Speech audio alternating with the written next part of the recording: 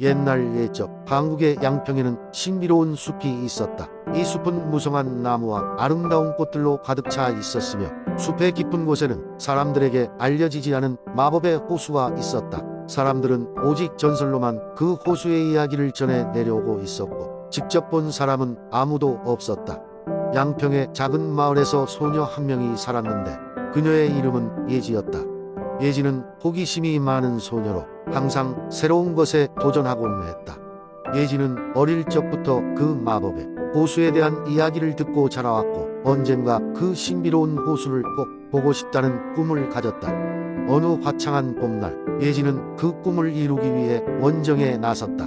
예지는 단단히 채비를 하고 양평숲으로 향했다. 숲은 수많은 나무들과 덤불이 얽혀 있어 쉽게 들어갈 수 있는 곳이 아니었다. 그러나 예지는 용감하게 숲속으로 발걸음을 옮겼다. 숲은 언제나 아름다웠지만 깊어질수록 그녀에게 마법 같은 기운이 스며들었다. 숲속을 걸으며 예지는 다양한 동물들과 마주쳤다. 나비가 그녀의 주위를 날아다녔고 메토끼가 그녀의 발걸음을 따라갔다. 곧 예지는 숲의 정령을 만나게 되었다. 숲의 정령은 빛나는 모습으로 나타나 그녀에게 다가왔다. 용감한 소녀야, 무엇을 찾고 있니? 정령이 물었다. 예지는 떨리는 마음으로 대답했다. 저는 마법의 호수를 찾고 있어요. 그 호수를 보고 싶어요. 숲의 정령은 미소 지으며 말했다. 그 호수에 이르는 길은 쉽지 않지만 내가 정말로 의지를 가지고 있다면 내가 길을 안내해 주겠다. 정령의 안내를 따르며 예지는 숲의 깊은 곳으로 들어갔다. 얼마 지나지 않아 그녀는 아름답고 빛나는 호수를 발견했다. 그 호수는 맑고 투명하며 빛나는 무지개 색을 띠고 있었다. 예지는 그 호수의 경이로움에 압도되었고 자신이 이곳에 올 수 있었음을 믿을 수 없었다. 그때 호수의 중앙에서 작은 물결이 일더니 아름다운 수중 요정이 나타났다. 요정은 반짝이는 드레스와 웃음으로 예지를 맞이했다. 요정은 예지에게 다가와 말했다.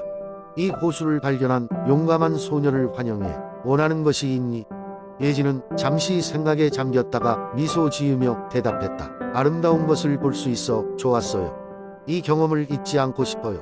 그러자 요정은 미소를 띠며 그녀의 손에 작은 유리병을 안겨주었다. 유리병 안에는 호수의 물이 담겨 있었다. 이 물은 내가 이곳에서 본 모든 것을 다시 회상하게 해줄 거야. 언제든 희망과 꿈을 잊지 말고 믿음을 간직하렴. 요정이 말했다.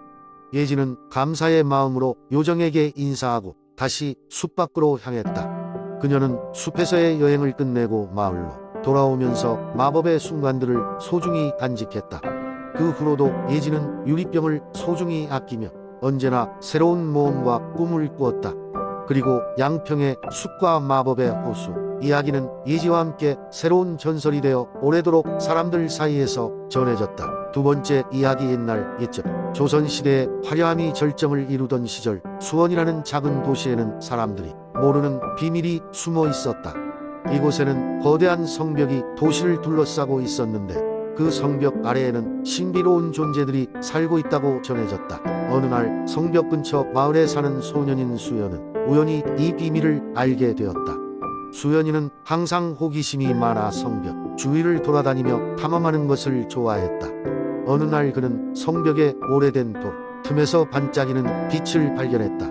그 빛은 마치 별들처럼 눈부셨고 가까이 다가가자 빛 속에서 나지막한 목소리가 들렸다. 안녕 인간 아이야. 나는 이 성벽의 수호자 그리고 고대의 정령이다. 수연이는 놀랐지만 용기를 내어 물었다. 정령님, 왜 저에게 이런 신비로운 것을 보여주시는 건가요? 정령은 부드럽게 대답했다. 너는 용감하고 마음이 순수하구나. 그러므로 너에게 이 도시에 비밀을 보여줄 가치가 있단다. 수원 성벽은 단순히 외적을 막기 위해 지어진 것이 아니란다. 이 성벽은 오래전부터 이 땅을 수호하는 마법력이 깃들어 있는 장소였지. 수연은 더 알고 싶어졌다. 그렇다면 그 마법력은 어디서 온 건가요? 정령은 고개를 끄덕였다. 이 성벽의 돌들은 저 먼 서쪽의 신성한 산에서 가져온 것들이란다. 저 산에는 옛날부터 고귀한 정령들이 살고 있었고 그들이 자신의 마법을 이 돌들에 불어넣었지. 이렇게 성벽은 수원과 그 주민들을 수호할 수 있는 힘을 얻게 되었단다. 수연은 푹 빠져 듣고 있었다. 그러면 저는 이 비밀을 다른 사람들에게 말해도 되나요? 정령은 미소 지으며 말했다. 이것은 내가 선택할 일이다. 하지만 기억해라. 이 비밀을 소중히 여기고 함부로 드러내지 않기를 바란다. 그 대신 이 도시에 무슨 일이 생긴다면 내가 먼저 이 비밀을 떠올리고 지혜롭게 대처할 수 있기를 바란다. 수연은 고개를 끄덕이며 그 비밀을 가슴에 품었다. 그 후로도 수연이는 변함없이 성벽 주위를 돌아다녔지만 성벽의 비밀을 단 한 번도 다른 사람에게 말하지 않았다고 한다. 시간이 흘러 수원이 더욱 번창하면서도 어떤 외적의 위협에도 굳건히 안전할 수 있었던 것은 성벽 아래에서 수연이 만난 정령과 그가 품은 비밀 덕분이었다는 이야기가 전해진다. 사람들은 이를 알지는 못했지만 수연과 성벽의 비밀은 여전히 그곳에서 수원을 굳건히 지키고 있었다. 세 번째 이야기. 옛날 옛적 한국의 아름다움의 대명사인 홍천 지역에는 특별한 숲이 하나 있었다. 이 숲은 단순한 숲이 아니었다. 바로 마법이 깃든 숲이었다. 사람들이 이 숲을 몽환의 숲이라 불렀던 이유는 숲에 들어서는 순간 현실과는 다른 세계로 이끌어지기 때문이었다. 숲 안에서는 하늘이 더 푸르르고 나무들은 손을 뻗으면 닿을 정도로 다정하게 서 있었다. 그 속에는 부드러운 바람이 언제나 불었고 나무 사이로 흐르는 길고 작은 강물이 반짝이며 흘렀다. 이 숲의 중심에는 신비한 여우가 살고 있었다. 여우는 흔히 볼 수 있는 여우가 아니었다. 사람들이 은여우라 부르던 이 여우는 달빛처럼 은은한 흰 털을 지녔으며 눈은 하늘을 닮은 푸른색이었다. 이 여우는 마법의 힘을 가지고 있어 사람들에게 주기적으로 꿈같은 이야기를 들려주곤 했다. 그 숲에서의 삶은 평화롭고 행복했지만 어떤 이들은 여우의 존재를 믿지 않았다. 그러던 중 한 소년이 숲에 들어가 여우를 만나게 되었다. 소년의 이름은 준수였다. 준수는 모험을 좋아하는 아이였다. 그는 마을 사람들이 두려워하는 몽환의 숲 이야기를 듣고는 궁금증에 차 숲으로 발걸음을 옮겼다. 숲속을 걸어가던 준수는 금방 거대한 나무 앞에 서게 되었고 그 순간 은여우가 그를 찾아왔다. 여우는 준수에게 다가와 말을 걸었다. 소년이여, 너는 이곳이 두렵지 않니? 준수는 두려움보다는 신기함과 호기심이 가득 찬 눈으로 여우를 바라보며 대답했다. 저는 여우님이 들려주신다는 꿈같은 이야기를 듣고 싶어서 왔어요. 여우는 그 말에 미소 짓고는 준수를 안내했다. 여우와 함께한 숲속 모험은 준수에게 환상 그 자체였다. 여우는 바람을 타고 날아다니며 숲속 깊은 곳에 숨겨진 비밀과 수많은 신비로운 이야기를 준수에게 들려주었다. 아름다운 새들과 함께 노래하며 춤을 추고 드넓은 들판을 뛰어다니며 준수는 시간 가는 줄 몰랐다. 어느덧 해가 질 무렵 여우는 준수에게 말했다. 이제 돌아가야 할 시간이야. 하지만 적절한 때가 오면 다시 너를 이곳으로 부를게. 준수는 아쉬웠지만 여우의 말을 듣고 숲을 빠져나왔다. 그리고 마을에 돌아온 후 친구들과 가족들에게 여우와의 모험 이야기를 들려주었다. 준수의 이야기를 들은 사람들은 처음에는 믿지 않았지만 시간이 흐르면서 점점 그의 이야기를 믿기 시작했다. 특히 어린아이들은 준수와 같이 몽환의 숲을 꿈꾸며 크고 작은 모험을 꿈꾸게 되었다. 그 후로도 은여우의 이야기는 여러 세대에 걸쳐 전해지며 홍천의 마법숲은 꿈과 모험의 상징이 되어갔다. 그리고 전해지는 말에 따르면 여전히 그 숲에는 은여우가 살고 있으며 진정한 꿈을 꾸는 이들을 찾아와 그들의 이야기를 들어준다고 한다. 네 번째 이야기. 옛날 옛적 한국의 남해안에 위치한 아름다운 항구 도시 통영에는 푸르고 맑은 바다와 함께 전해 내려오는 전설이 있었다. 바다의 깊은 곳에는 용왕이 살고 있었으며 그와 함께 바다의 생물들은 평화로운 삶을 누리고 있었다.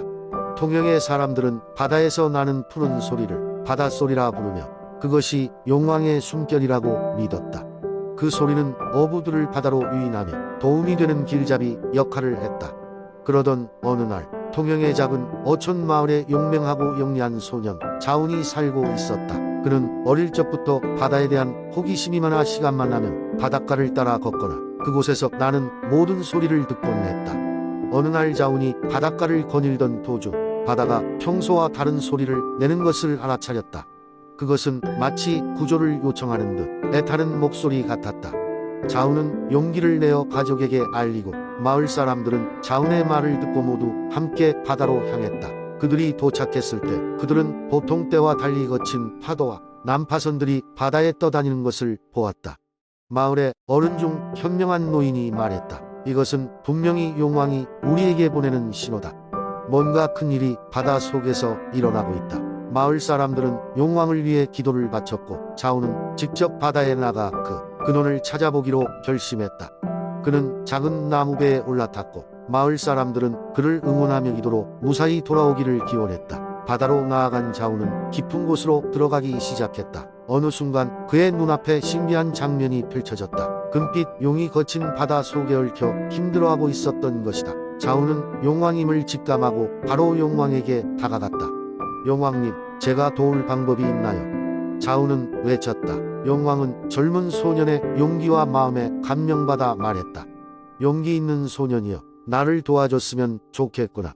사악한 물고기 군주가 나를 이렇게 가두었느니라. 너의 순수한 마음으로 나의 꼬리를 풀어다오. 자우는 용왕의 꼬리를 풀기 시작했고 그의 순수한 의지 덕분에 용왕은 점점 자유로워졌다. 마침내 용왕은 강력한 힘으로 자유를 되찾았고 바다는 다시 평온을 되찾았다. 통영으로 돌아온 자운과 그의 마을 사람들은 용왕의 축복을 받았다. 용왕은 그에게 작은 보석을 내밀었고 그것은 마을에서 축복과 번영을 가져다줄 상징이 되었다. 그 후로 통영의 바닷소리는 더 맑고 평화롭게 들렸다고 한다. 이렇게 용기와 순수한 마음으로 마을을 구한 자운의 이야기는 수세기 동안 전해져 내려왔으며 지금도 통영의 바다에서는 고요한 바닷소리가 계속해서 들려온다고 한다.